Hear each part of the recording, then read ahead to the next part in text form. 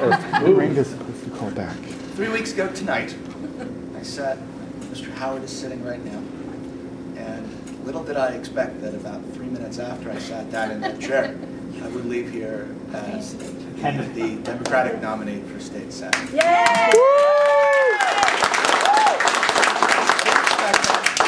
Who would do such a thing? Who would put someone like that up to it? So it's been 3 weeks. And in the last 3 weeks, the first thing I'm amazed at is that I think I know half of you already in this room. I didn't know half of you beforehand, and you're actually helping me do things, and I think that that's great. I appreciate that. And in those 3 weeks, I had to figure out exactly why I was really doing this, and gave it a lot of thought. And the fact of the matter is, I think I was probably doing this before I even walked in the room that day.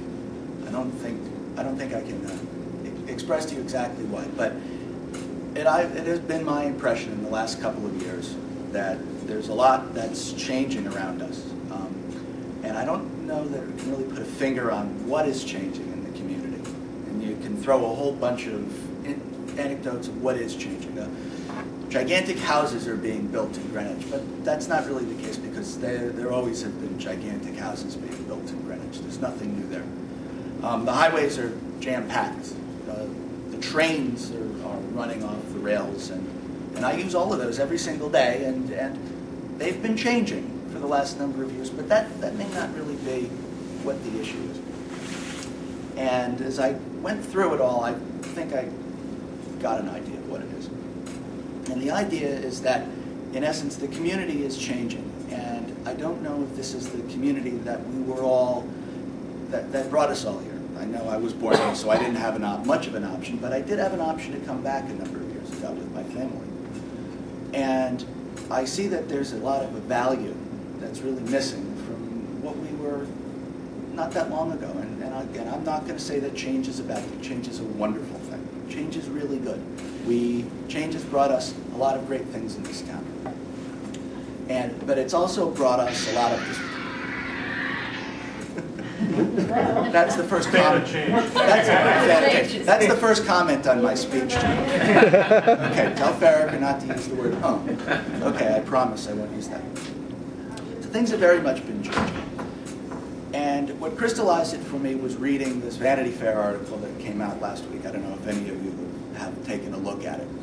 And in the Vanity Fair article, they were interviewing a woman who was describing herself as a society matron.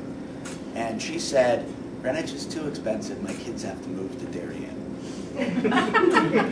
As if that's a step down. But that is sort of emblematic of what's going on around here right now. And you're seeing the ability of people to want to live here and want to stay here and want to be here and really build a community disappearing every single day. I'm lucky that I could live here, and I see so many of my friends and people I know who really would love to live here and raise families here and run businesses here and just be a real part of this community, whether they were born here or whether they heard about it or whether it's something that really excited them. They can't do it. They're shut out.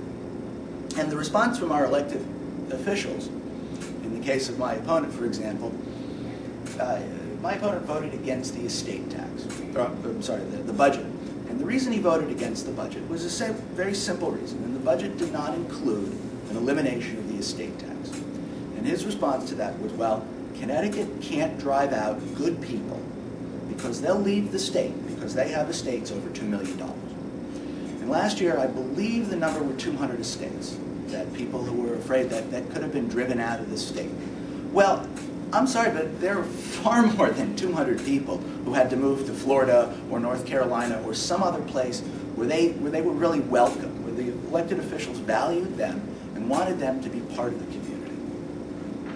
And we're not getting that from our legislatures. Now, goodness knows, with the exception of Kim, they haven't had an election in a really long time in Greenwich. As a matter of fact, I know I started voting in 1984, and I moved in different districts of Greenwich. I've never actually had a chance to vote for a Democrat. I wasn't here between 1990 and 1996, but I did not have a chance to vote for a Democrat.